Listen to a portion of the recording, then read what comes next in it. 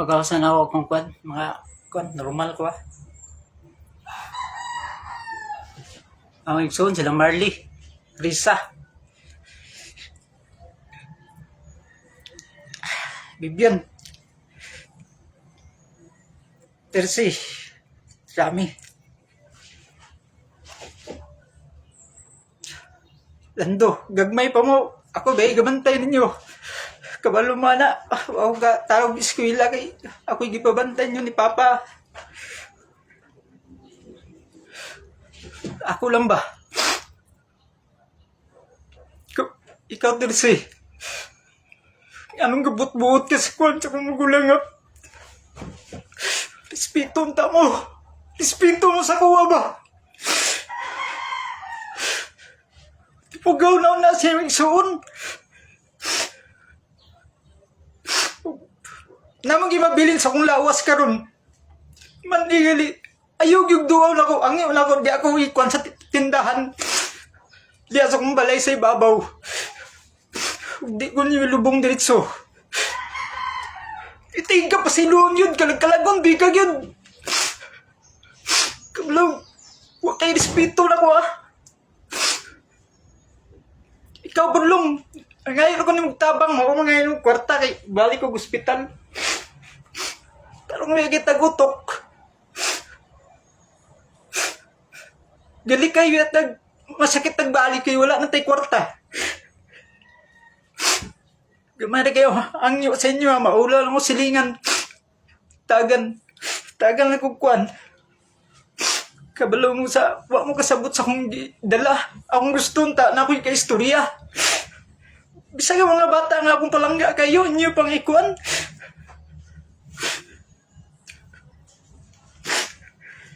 Tika long, di mo mong gitsatag bagagog naong titagyaw mo ka pa sa ilong, isang mamatay ko. Manigali. Kapsiloon good. Wabi ko gatchat ni mo kuan niya. Dapat ikaw mo pa na utang ang buto na ako kay gagmay pa mo ako yung bantay ninyo. Dapat das manigsuon, tanaw ng igsuon. Kumusta na ka to siya? Ano ba? Kiniyang kuhan, usaon ta ni kaliksyon. Dapat dagan makaliksyon ni. Dapat ang ginikanan, patas pagdala sa anak. May manigsuon, magtinabangay. Dili kayo, wala nagkalimtan ba? Sakit kayo, chatan ba tag paitali kayo? Imbis na ba tayo dila sakit sa nitagos ng magulang? Chatan pa ko ni mo anak. Grabe sige ka. Kaya yung gibuhat sa kuha ba? Tuliante rin ka. Matay. Bisa pag diidig ka pa sa doon ito sa kamatayon. Tay kapatulgon ba? Sabi niya ibuhat sa kuwang eh. Huwag mo kasabot si kong gidala. Ako gingikuan ng depresyon. Ako gingilabanan si kong sound sugkuan. Tawo sa umugulang. Kanya maginana mo sa kuwa. Sakit kayo. Antod ka ron. Pura lang kong tinuod lang. Tikito kong tugngan. Manigali, may bukwan niya. Usara ka, dagkot na ko yung kwang sila abdi ni karon. Raw. Ako yung giligo ni Tinir Pintal na din. Hinana ang tamo ng igsuon ba? Tinamba nga yung nanaon ng igsuon niya. Naidala nga kwan. Pura mo, tila mga igsuon. Chatan mo kung yung sakit kayo. Na hospital sa'yo mo kong patarbawon. Ayaw ginubuginana sa yung igsuon ba? Kaya ako lahi ko ninyo. Di ko parihan niyo ang giluyon kay ko. Isa ka kong kwarta ako ni pangatag. Ikaw po Tersi, wakay respeto yun ako yun. Tutoy mo ingon. Dili puan ng balsamiro, di mo sugot sa may labot sa balsamiro. Magulang ko ninyo, dapat respetuon ko ninyo. Kaya yung gibuhat sa kuha na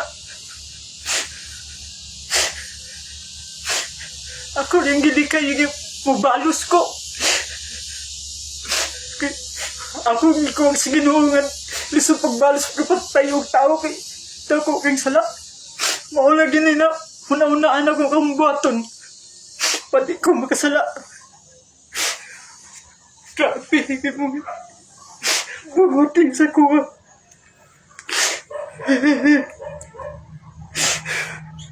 Chatan patag makapal na mukha. May paatik-tiil. Kahit saan ako nagtrabaho lang, masipag talaga ako. Kahit dito, kaya maraming naghahanap sa akin. Grabe ka naman, sakit niyo. Masakit pa yung dibdib ko, gulo-gulo yung isip ko. Nawala yung kuya ko, sakripisyo ko sa kanya. Halos, hindi na ako pahinga 1 linggo. Araw-araw, didiritso pa sa kwanlong. Overtime, uuwi ng 10 to 11 o'clock ng gabi. Para lang kami buhay, tapos ganyanin mo ako makapalang mukha. Yan naman ganyan.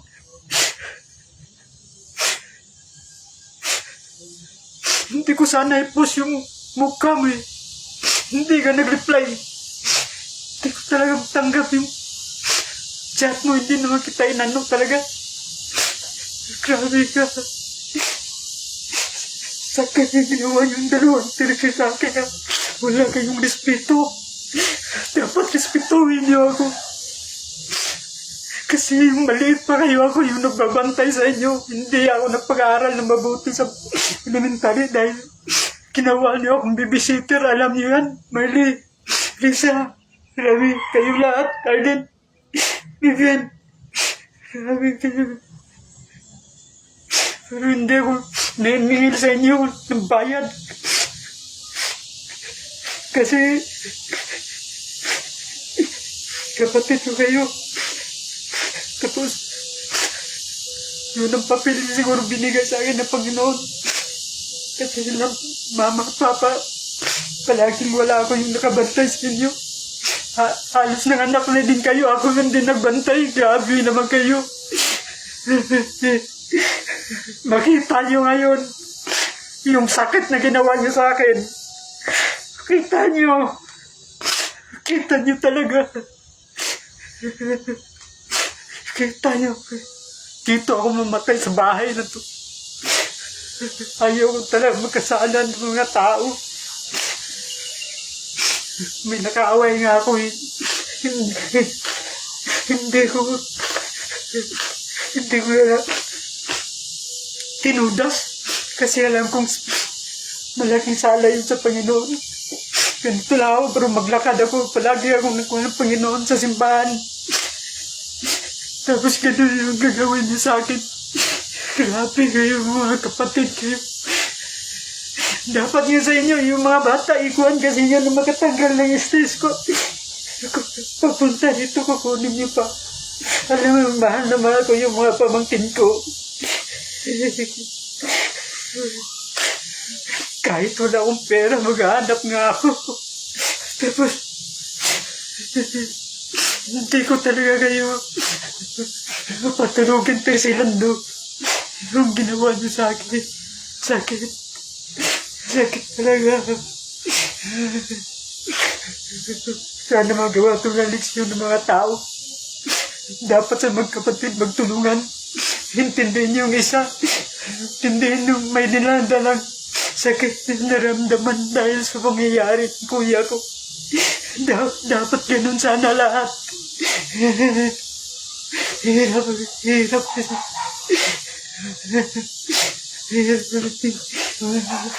Sakit. Para na akong hindi yung kapatid. Ako kahit dati andun ako sa malayo, iniisip ko pa rin kayo. Kumusta na? May pera ba sila? May pera ba sila doon? Dami ka nung sakit inuwan niyo sa akin ba?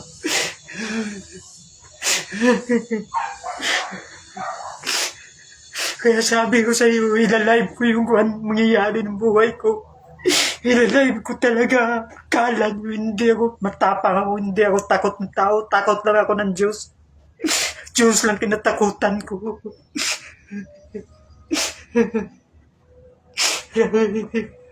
Sakit. Hindi ko matanggap talaga yung chat na yun. Yung respeto. Yung respeto sana, Terse. Yung respeto nagiging ko sa inyo. Lando. Wala kayong utang na loob sa kuya niyo. Halos. Maliit pa kayo ako nagbabantay. Nanganak na kayo, nakabantay pa ako sa anak niyo. Kasi mahilig ako sa bata. Dati pa yan. Hindi ko marunong manakit ng mga bata eh.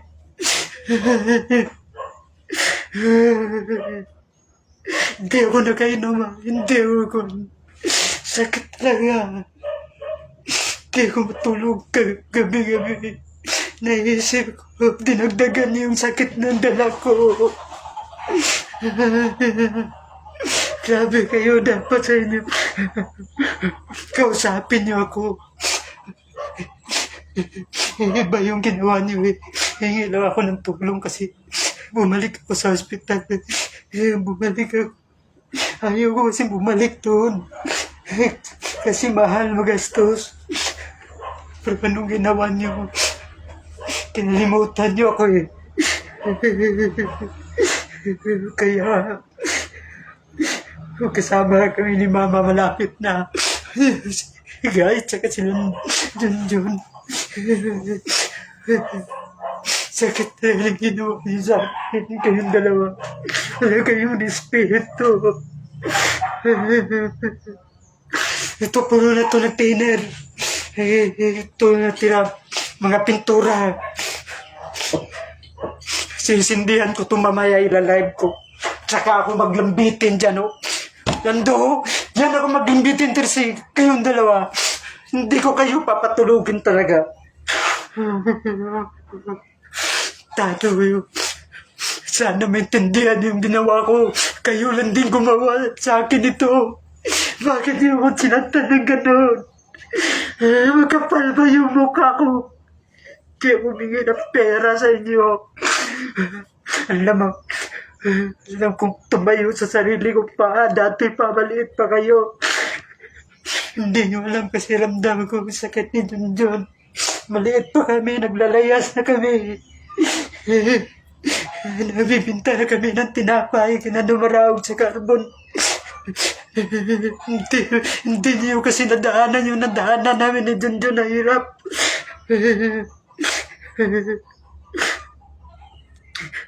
Ako nga, binamuli lang ni Papa pero matanda na siya eh.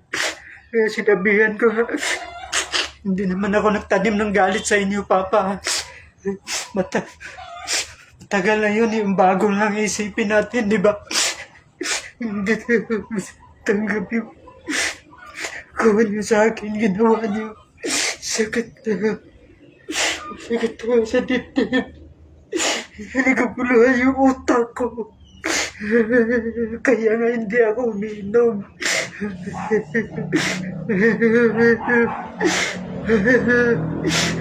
Sana hindi ko talaga kayo patutulugin, Lando. Kayo. Yung mga pamangkin ko, mahal na mahal ko yung lahat. Lalo na sila yung pinag-aaral ko. Mahal na mahal kita, Ilay. Mahirapan ka, tawagin mo lang ako.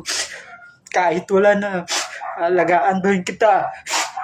Di pa ako pupunta sa anong lugar pupuntahin ko sa gagawin kong ito. Pero kasi mabultihin ko pa yung mari kay Guy at saka kuya ko, hindi ko ninyong patutulugin. Sabi ko, ayaw ko kasi pumatay ng tao. Gusto ko sana pumatay. Ayaw ko. Kasi malaking kasalanan yun. Sa mata ng Diyos. Gigil pumatay ng tao. Kaya kayo lang doon yung laking respeto sa akin. Subukan natin ngayon yung walang karespetuhan yun. Kayo Tagal kayo. Kaya ko talaga patutulugin kayo, pati yung pumatay dalawa kong kapatid. Promise yan. Kahit